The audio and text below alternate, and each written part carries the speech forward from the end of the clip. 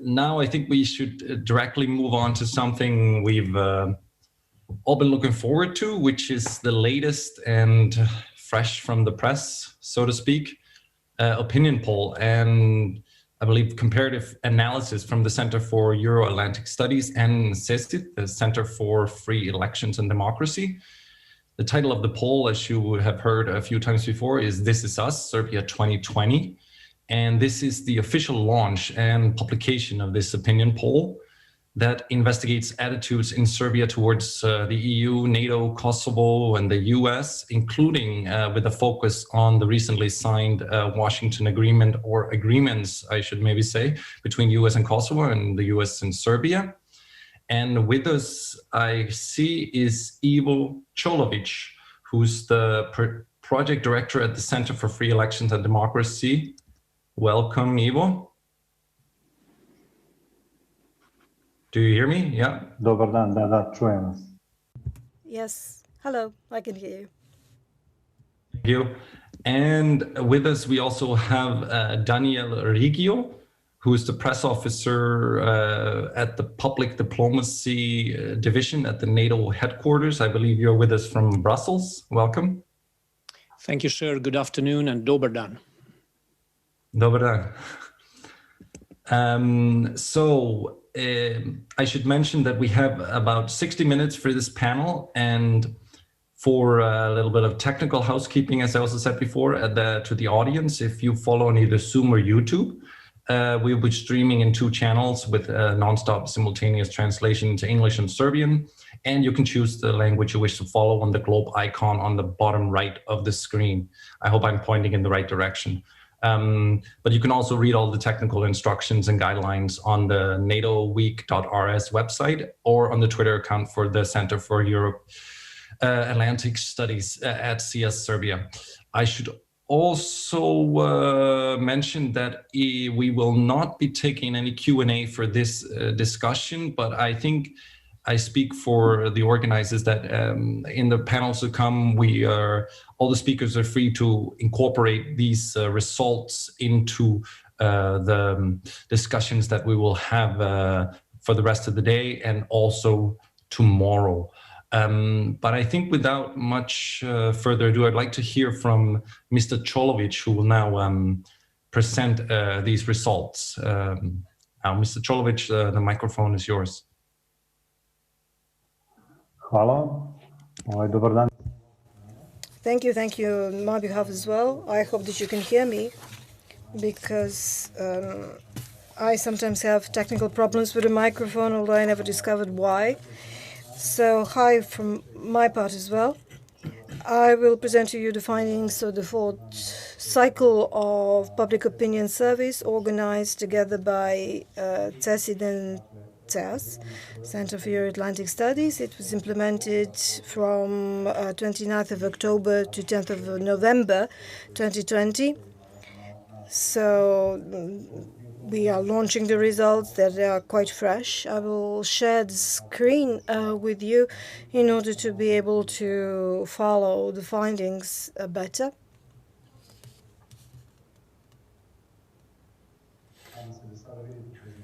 I hope you can see the presentation now, yeah?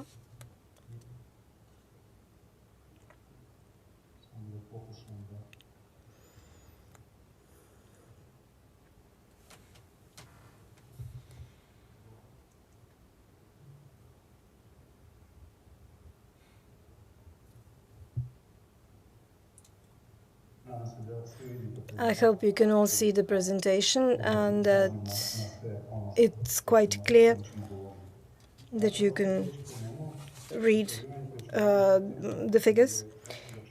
So once again, this is the 4th survey cycle that CEAS-CESID and CEAS have performed together on the representative side, a sample of the citizens of Serbia, to see what is the attitude of Serbian citizens towards Euro-Atlantic integrations.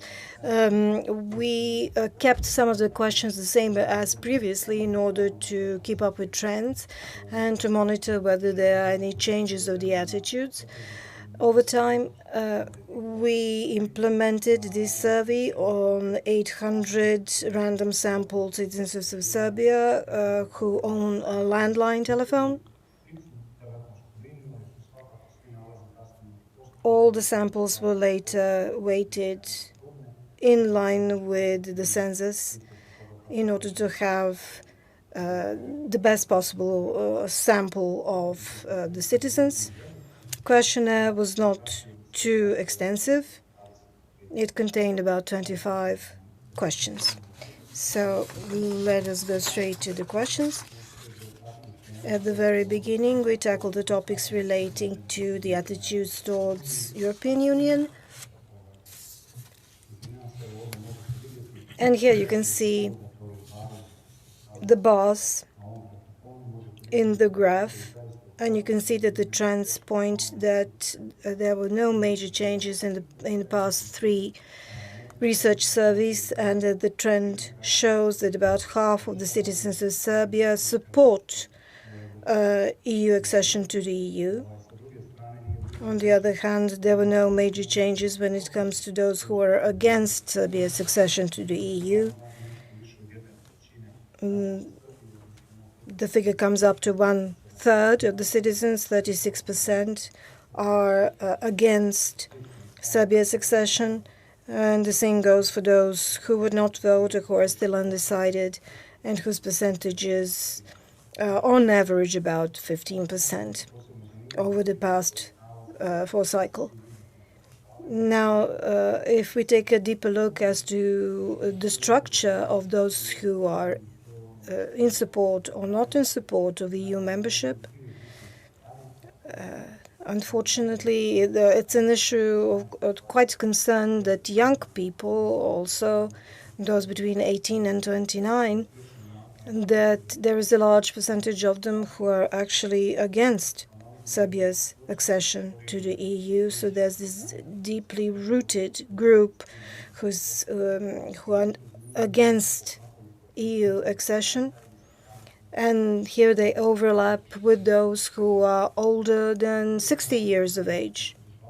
On the other hand, those who are in favor of Serbia's accession are the most educated layers of our society, those who live in the urban areas,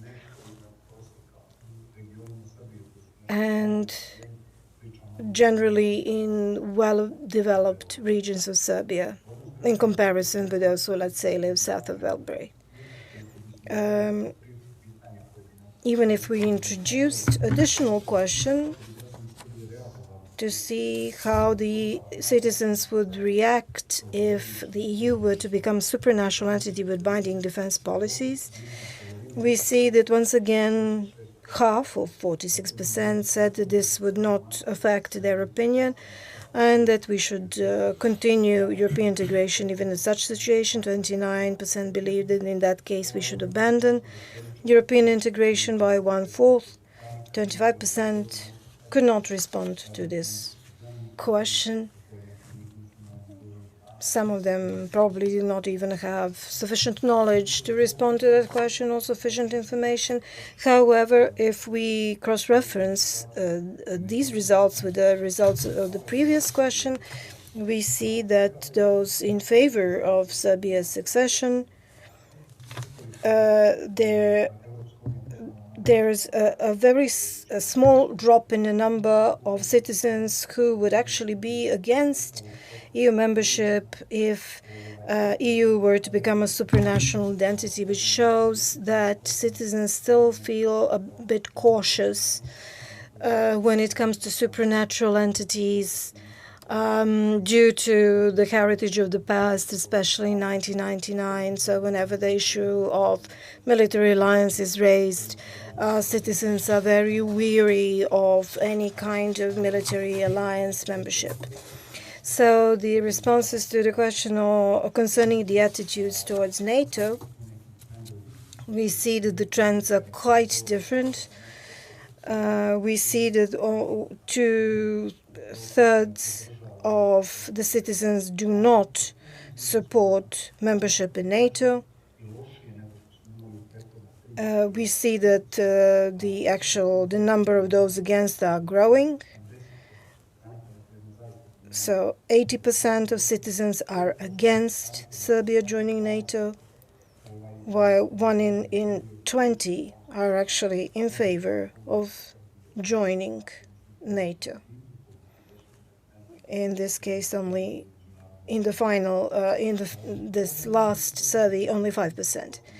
There's no specific demographic characteristics of the respondents who are against Serbia's joining NATO, but even we could say that those who are in favor of joining NATO are those who are the highest educated, either with university diploma, master diploma, PhD, so the highest educated. Within this group, 18% are those who are in favor of Serbia joining NATO, which is double in comparison with the general sample of Serbian society. So this is a small group, but influential one, if we were to work further on promotion of the idea of Serbia's membership in NATO. So this is the question that points to the fact that Serbs actually do not have too much information as to which countries are the members of NATO, who are also EU member states, and to what extent is those two figures overlapping. So to the question, to the best of your knowledge, how many EU member states are also NATO members, we see that nearly all EU member states are also NATO members, varied from 42% to now 31%. So we see that there's a drop. And we also see that there's a fewer than one half of the EU member states are also NATO member states. We see that this year's findings are 21%. There's also 35% who do not know, who actually do not have that information, which means that there's the huge space for dissemination of credible information, fact-based information that will inform the general public about these issues. So this also shows the attitudes of the general public in terms of NATO as an international organization. So we see that 80% are against membership, but on the other hand, how they perceive NATO as an international organization, the findings are much, let's say, milder. We see that 54 have negative attitude towards NATO, while on the other hand, 37% have neutral attitude towards NATO, while 6% have a positive one towards this international organization. So this is a bit softer attitude of the general public. And yet, I mean, the very next question as to what is their opinion of the current state of cooperation, of partnership between Serbia and NATO,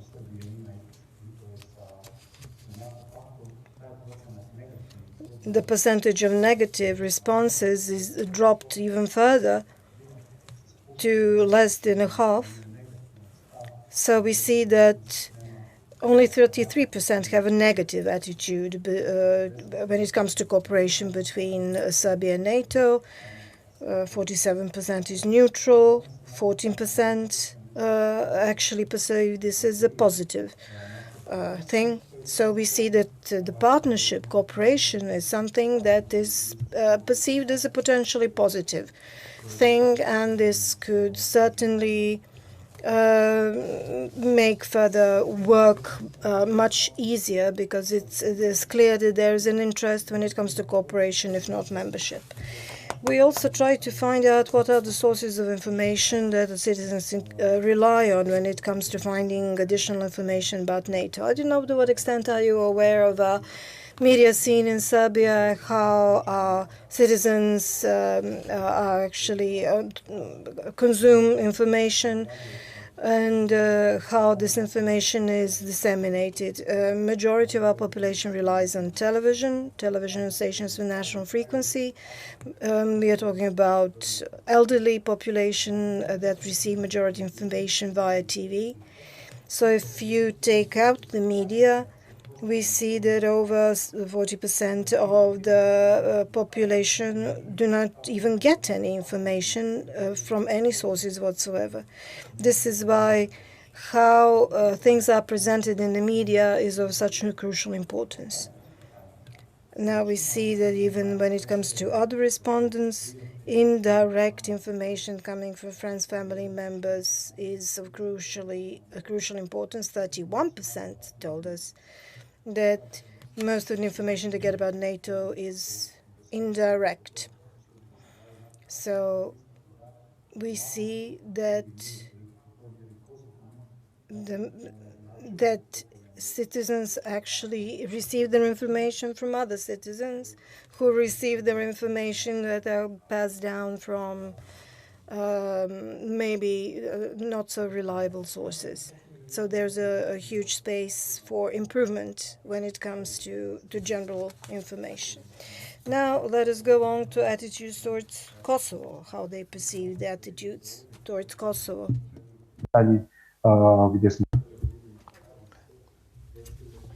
We wanted to see what would happen if there was a partition of Kosovo that would entail adjustments to the administrative border, proposed by the Serbian president and government and supported by the USA, but opposed by the EU. So the question was whether Serbian citizens would support this kind of agreement that could be reached on this issue.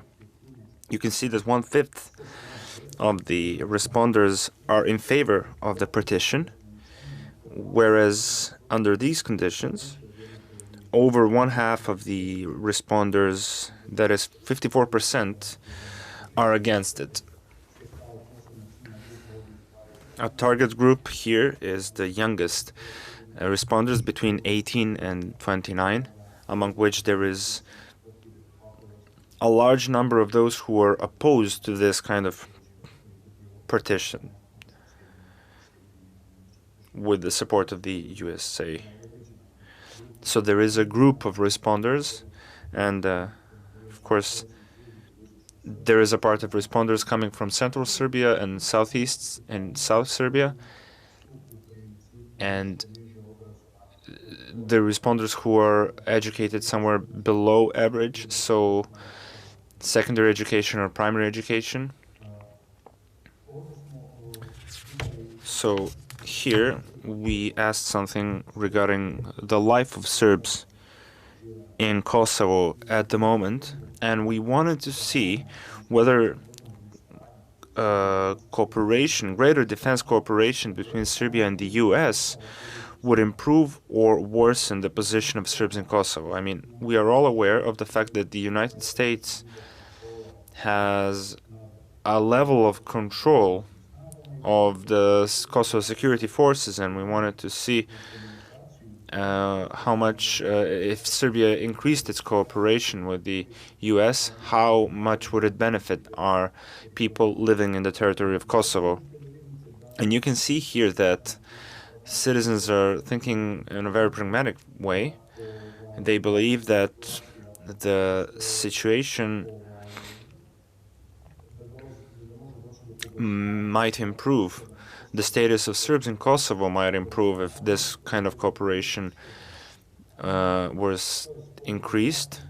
So this is double the number of those who believe that the cooperation would worsen, that the position of Serbs in Kosovo would worsen. So 35% of the responders believe that the cooperation would have no impact on the position of Serbs and that the life of Serbs would remain the same regardless of this cooperation. So there is a pragmatic belief, and people are aware of the fact that this could, at least according to this survey, that the position of Serbs could improve. And another similar question regarding Russia, we asked this similar question where we included Russia in this question. So would greater defense cooperation between Serbia and Russia, would it improve or worsen the position of Serbs in Kosovo? And then you can see that almost a half of the responders, 48%, believe that the position of Serbs in Kosovo would improve if cooperation between Serbia and Russia improved. Regardless of the fact that the Russians do not have such strong impact on Kosovo, and the fact that the United States have an impact on the Serbian and the Albanian side.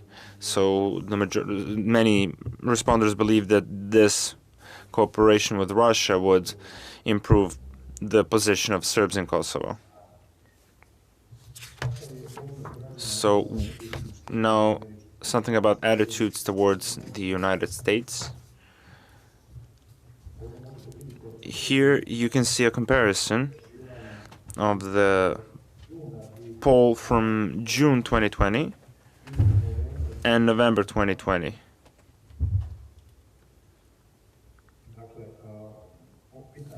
So this question pertains to whether you support closer cooperation with the United States in the areas of economy, security, and defense, regardless of which administration is in office. We can see that the percentage did not change significantly. Almost 2/3 of responders are in favor of closer cooperation with the United States. This is a good piece of information if we think about what happened in the past. I mean, what the numbers were in the past and how difficult it was to support cooperation and this positive position of Serbian citizens towards the United States. A good thing is the fact that regarding relative to June, so in these 5 months, the number of those opposing closer cooperation actually decreased by 3 percentage points. If we continued this trend, the number could become more significant in the future surveys.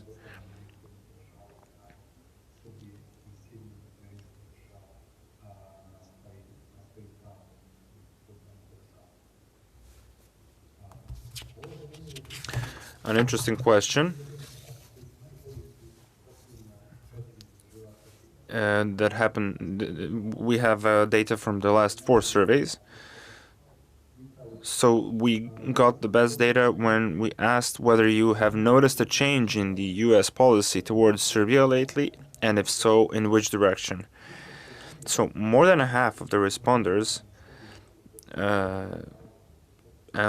that is more than half of Serbian citizens, if we extrapolated these results, believe that the U.S. policy towards Serbia has become more favorable. At the same time, only 4% of citizens believe that the U.S. policy has become less favorable than in the previous period.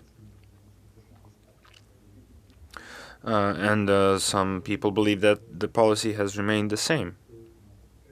So these results show that there has been a significant change in the perception of the relations between the U.S. and Serbia. To determine how and why this happened, we asked the responders whether they noticed in the last year, whether they noticed that pro-American rhetoric has intensified in Serbia. And if so, where they heard it. So you can see these are subtle messages that the majority of Serbian citizens didn't notice. They didn't see it in the civil sector or the opposition politicians or social media. So this is where the message was not seen as much. On the other hand, 20% of responders saw that as government politicians talked about the United States in a more positive way, also the media image of the US changed slightly. So 23% of responders believe that the media has disseminated a more positive message and image of the United States. Something that all of us were interested in, not only here in Serbia, but that is the entire planet. It was interested in the US election. And we asked a question that troubled many people in Serbia recently, whether they believe that a change of president in the United States would be bad or good for Serbia. We wanted to see how Serbs saw the Trump administration and whether its change is bad or good for Serbia. So this question is very important for the perception of future relations between Serbia and the United States. You can see here that 42% of responders, more than 2/5, believe that the change of the president in the United States will be bad for Serbia. 40% of responders believe that this change would not change anything, and 8% believe that this change will actually be good for Serbia. So this is something that could be interesting to note. So 42% believe that in the previous period, the relations between the United States and Serbia improved significantly, and they're not sure whether this trend will continue under the new administration with the new president of the United States. So you can see in this question that this is the case. We asked whether the people think the incoming U.S. administration should continue President Trump's administration policy towards Serbia and the region, and you can see here that 37%, almost 2/5 of responders, think that no change is necessary relative to the previous administration's policy. So 27% believes that minor changes are necessary, but these are like cosmetic changes and nothing essential should change relative to the previous 4 years. 18% believe that the Trump administration's policy was not good and it should change. You can see that the Serbian population was relatively satisfied with the U.S. policy towards Serbia in the past 4 years. With regard to this region and Serbia in particular. The next topic is the Washington Agreement. One of the reasons why maybe the perception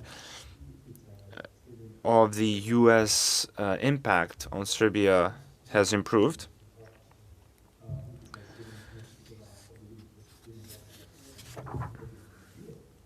So we can see the first question. Do you think the Washington Agreement signed by Belgrade, Pristina, and the U.S. is good or bad for Serbia? And here you can see that 35% of the responders, a similar number to the previous number, more than 1/3, believe that this agreement was good for Serbia. So we didn't have an agreement between Serbia and the U.S. that was promising a lot to our country in a long time. So you can see that Serbia had a position in the U.S. that it hadn't had in recent history. 39% of the responders believe that this agreement is neither good nor bad for Serbia, and they're neutral. And only every 10th responder believes that the agreement is bad for our country. We asked whether you think the Washington Agreement will be fully implemented.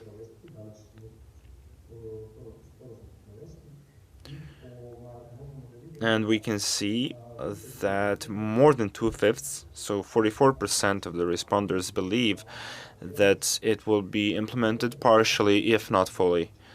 Every 10th responder believes that it will be implemented in its entirety, and slightly over 1/4 believes that most of it will actually not be implemented. And finally, we asked a question, what the Washington Agreement will mostly contribute to. What is interesting is that only 13% of responders believe that it will address the Kosovo issue. They believe that it will strengthen the economy first and foremost, and that it will improve overall relations between Serbia and the United States. Only 13% believe that this is an agreement that will lead to the resolution of the Kosovo issue in the near future. So this was, in short, the findings of our survey. I hope you were able to hear me and to see the findings, and we can now discuss it.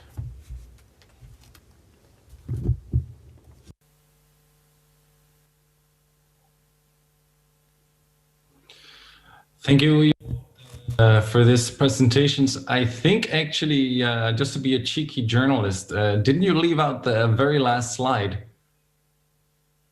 that I believe I have about the knowledge about the NATO week? Or was that merely just a little fun fact in the end? The very last slide.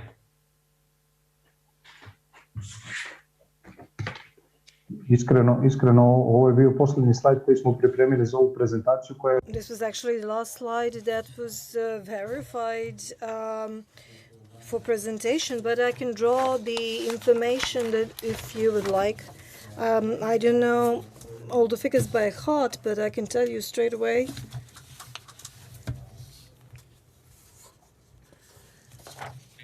question is, do you know who organizes Belgrade NATO week?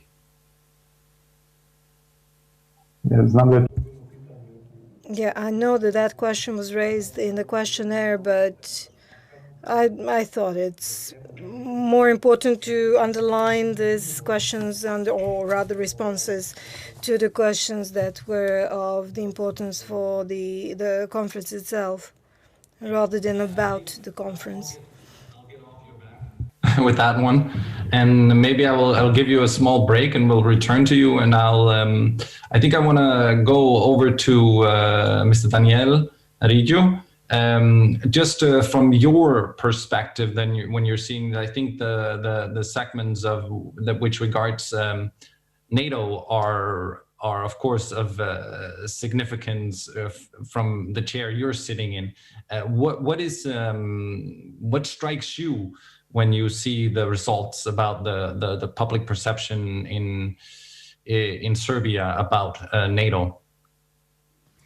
Well, thank you very much indeed, first of all, and my congratulations to the Center for Euro-Atlantic Studies and to all the entities involved in the organization of this excellent event, and also my appreciation for having the opportunity to contribute to the proceedings of what is a really, really interesting event. My compliments also to the interpreters for an excellent and very smooth translation. And last but not least, of course, to the presenter of this excellent report. So let me go straight to your question. For the interest of time, I would like first to share my main impressions of some of the main takeaways of this report, and then, of course, to address their implications for NATO. The first thing that I would point out, as already highlighted, albeit with some very important caveat by the presenter of the report, is the steady increase of support for Serbia's accession to the European Union.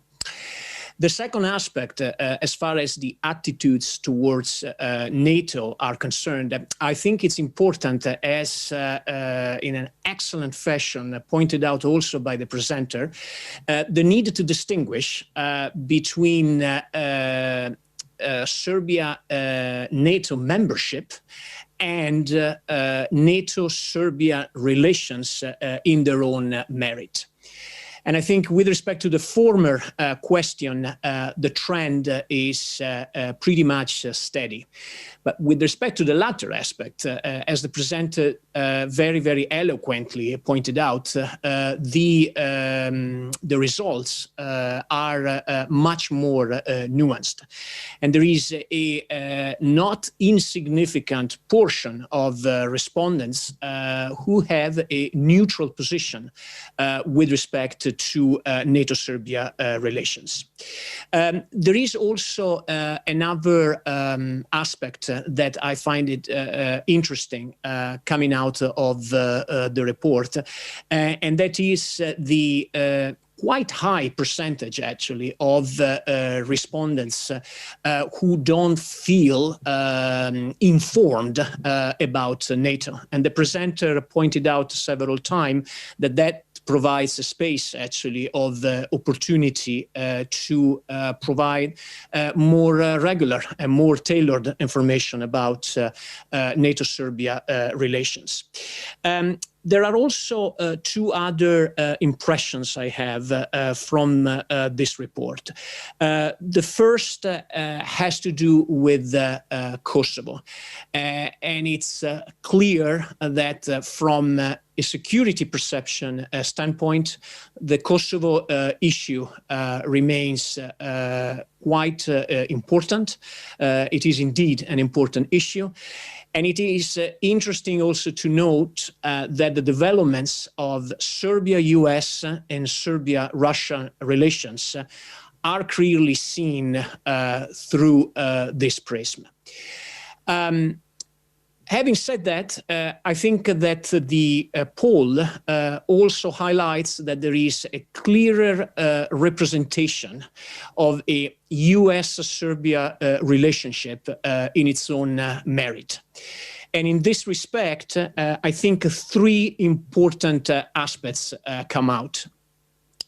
I think the first is an increase in support for, if you wish, a closer, multifaceted cooperation between Serbia and the United States, including on the economy, but also, of course, on security and defense.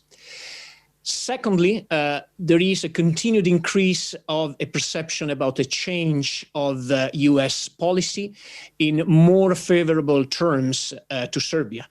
And in this respect, I would note an interesting interface between an increase of perception, but on the other hand, a not so clearly evident rhetoric towards the US. Although, as the presenter pointed out, there has been a more clear initial trend towards that direction in recent media reporting. And a third aspect that comes out from the poll is that the prospect of a strengthened economy remains a dominant driver in people's perceptions with respect to the development of US-Serbia relationships. And this comes very noticeable following the Washington Agreement. So for me, these are the main impressions that I can identify following the excellent presentation. Now, what does this mean actually for NATO? Well, the implications are several. First of all, let me just go back to a point I made before, and that is that the poll still indicates, and that I think it's a, if you wish, consolidated trend throughout the different cycles of the poll, that there is an information gap that needs to be filled. And from this point of view, NATO remains fully committed to continue communicating about the development of NATO-Serbia relationships and about the efforts that the Atlantic Alliance continue to carry out in order to provide its own contribution to the consolidation of regional stability.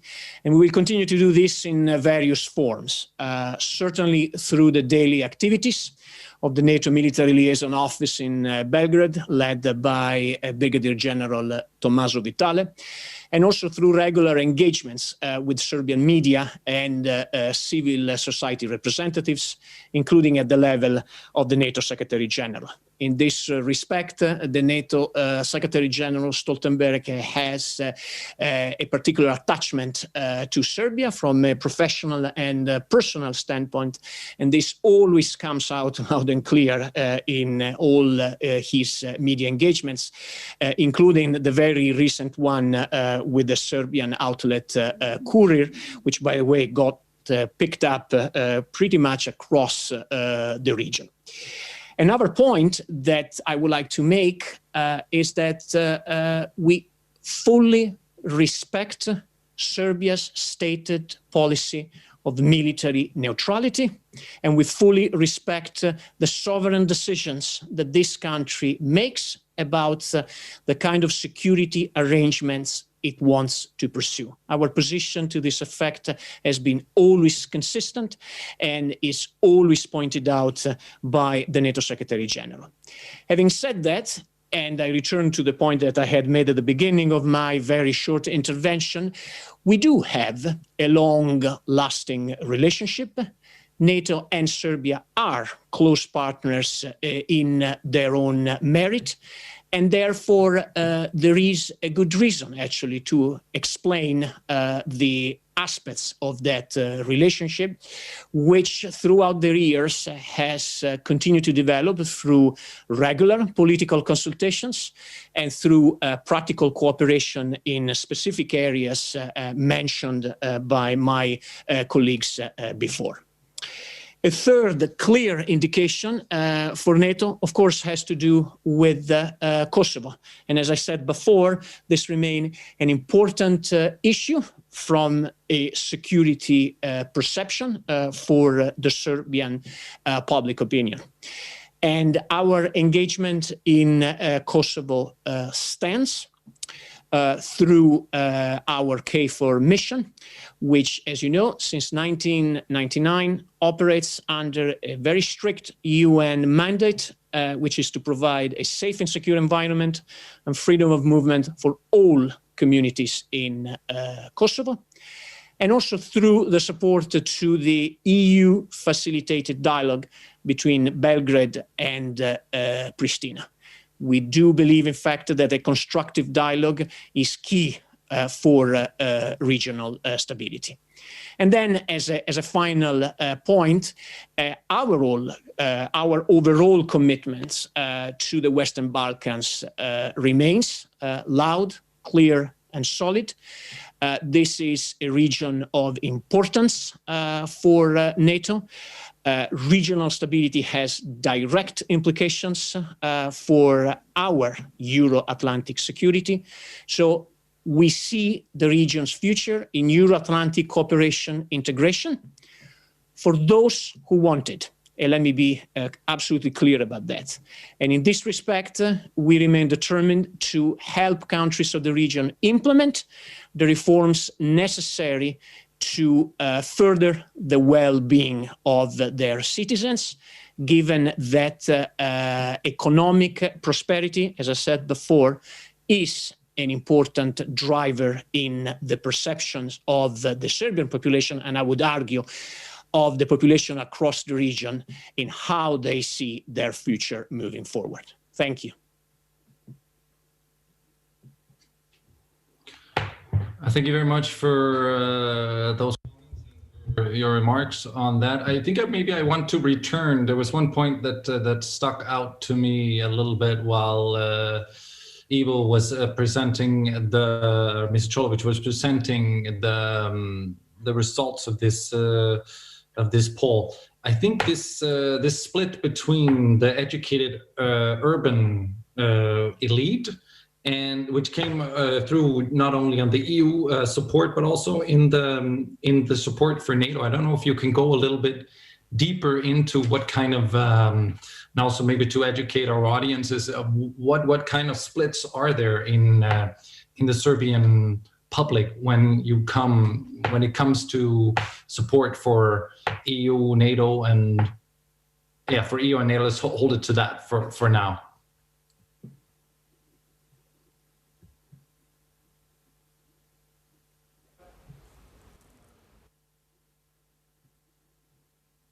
Yes. Is the question for me? I'm just trying to understand. Yes, that's a question for you, Mr. Čolović. That it came out a couple times during your presentation that there is this split in Serbian society that I'm kind of interested if you could elaborate a little bit more on that from a polling perspective, and also from some of the results that you're seeing in this specific poll. In principle, this is nothing new in Serbian society, especially regarding relations towards the European Union. And it kind of crystallized that there is a group of citizens who is more educated, and so this is not the youngest portion of the population. So this is a generation between 30 and 60. People who managed to travel and see life outside Serbia and to see how things function in countries outside Serbia, which are connected economically, and there are people who can understand this, and there are also people who are trapped and who see our EU prospects as just someone who never left Serbia and who have finished elementary school and maybe secondary school. So this is a problem in our society. If we took the average responder, we would see someone who is aged 48 or 49 and who has finished 2 years of secondary education. I'm not sure if you know this. This is according to the 2011 census, around a third of our responders have only finished elementary school or less. So all these are potential voters at a referendum on the accession of Serbia to the European Union or NATO. So this is a group with which we need to communicate in a planned and careful way so that they can see all the benefits by the benefits of the membership in the European Union or NATO. But I would like to make a difference here, because even though there is among those who support NATO, there are more educated people, but this group is definitely more negatively oriented towards cooperation, towards NATO. So they see a benefit in cooperation, but they have a negative perception that is not based only on the bombing, but also on the fact that this is an organization that is a military organization whose some people just cannot accept this.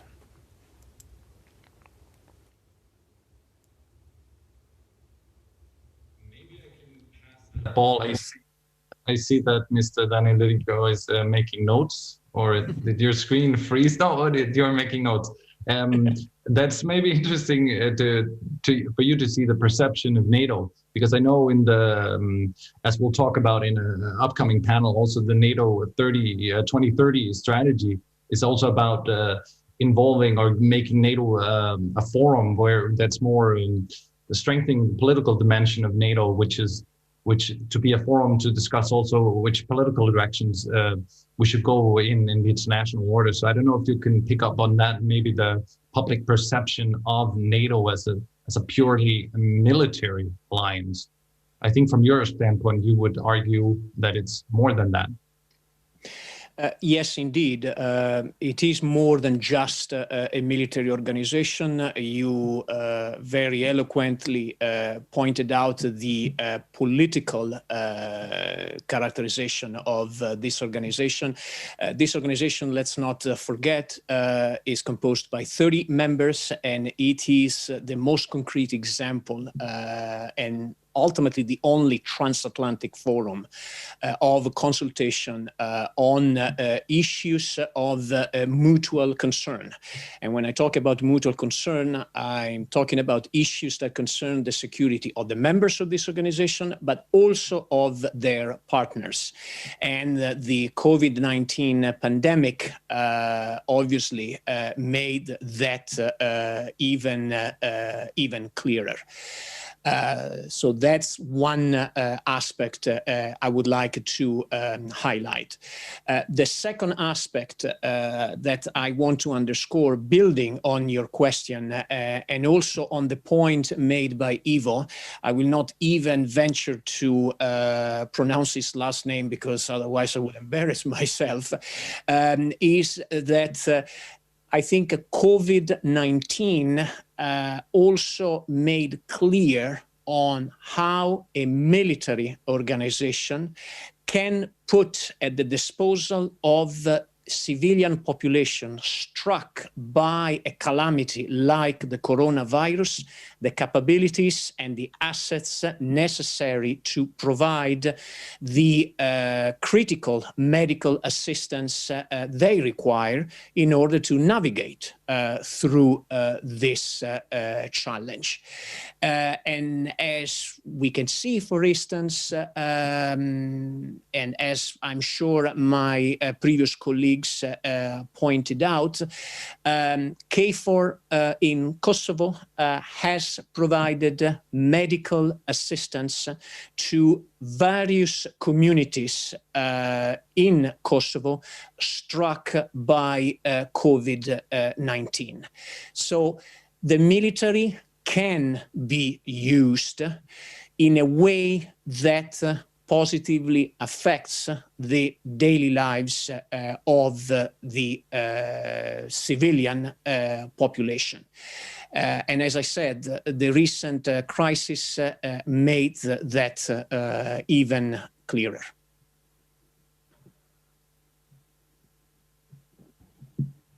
Thank you for that. That's, I think, a good point we got to there. I think I wanted to ask, when I saw this poll, I wanted to ask Mr. Čolović. I hope I'm pronouncing that correctly. What was the result that stood out most to you? What is the most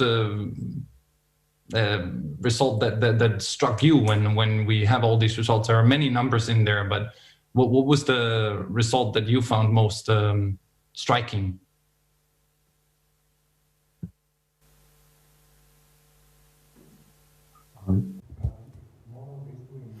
If I had to choose one result, that would be the one relating whether you are in support of cooperation with the United States in every aspect, regardless of who is in the government. I think that this is an excellent result. We have 2/3 of the respondents who are in full support of strengthening cooperation between Serbia and the United States,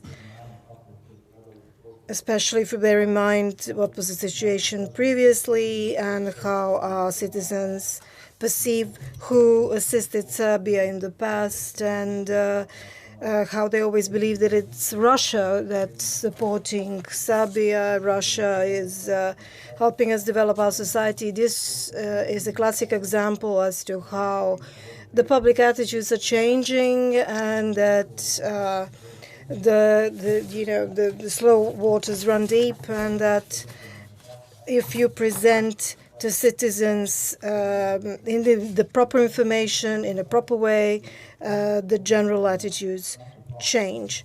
When it comes to attitude towards NATO,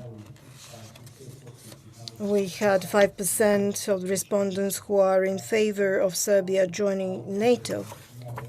But on the other hand, we also have a slide in which we ask the question, allow me just a moment. What is your opinion of NATO as an international organization and about the state of cooperation and partnership between Serbia and NATO? Now we see that there's a 14% of citizens who actually have a positive opinion of cooperation and partnership between Serbia and NATO, which shows that things are changing. It used to be unthinkable that we get such a strong support to partnership, especially bearing in mind that we have 80% of citizens who are adamantly against Serbia joining NATO. So obviously, there is a large number of citizens who believe that, okay, we are not going to be members, but we're going to cooperate and be partners. So there's a relatively small number of people who are clearly negative when it comes to any kind of cooperation with NATO.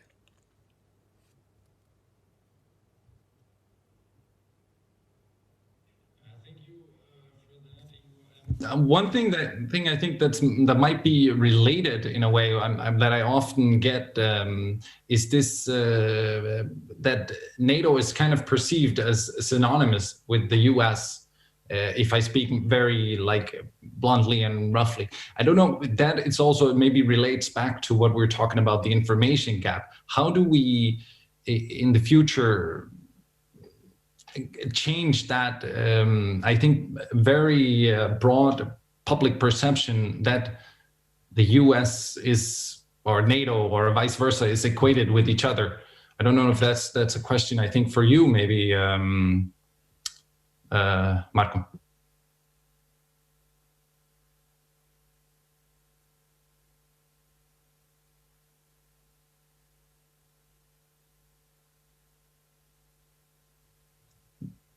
Daniele, sorry.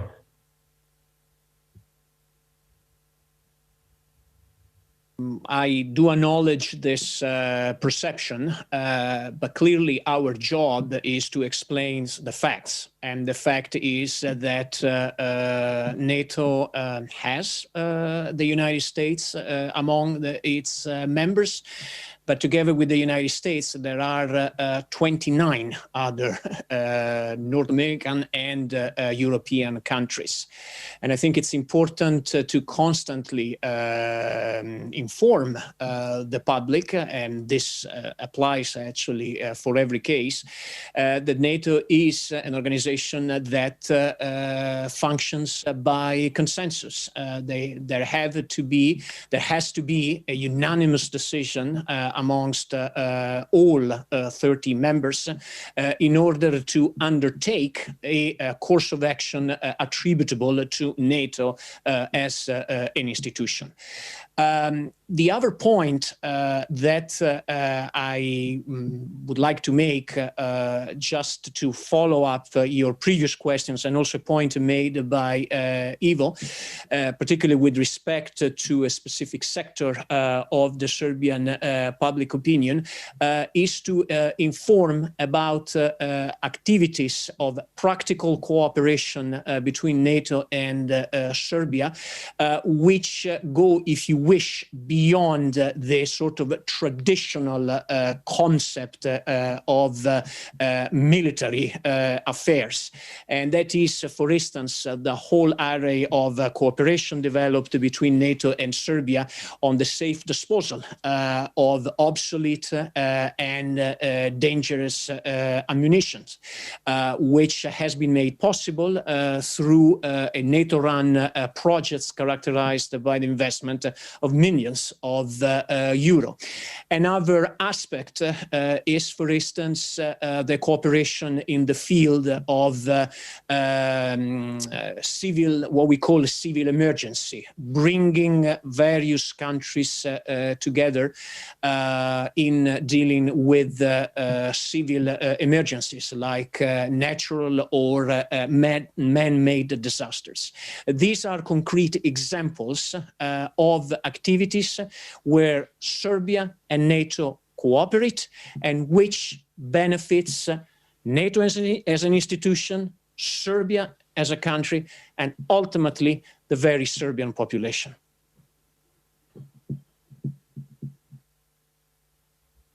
On that note, I think very encouraging note, I would like to thank you both for your time, Mr. Čolović and Mr. Riggio, for a very pleasant, I think, hour's talk. And I'm sure we will use these numbers and results from this poll in the panels going forward. I think it's a good launching pad for to have something very concrete to talk about when we talk about big institutions and big questions and international order and development here in the region and cooperation. So I just want to thank you both for a very insightful hour together with you. And I will hand it over, I believe, to the Deputy Director of the Center for Euro-Atlantic Studies, Ms. Anja Petković, who has, I think, a message. I was under the assumption that there was now time for a coffee break,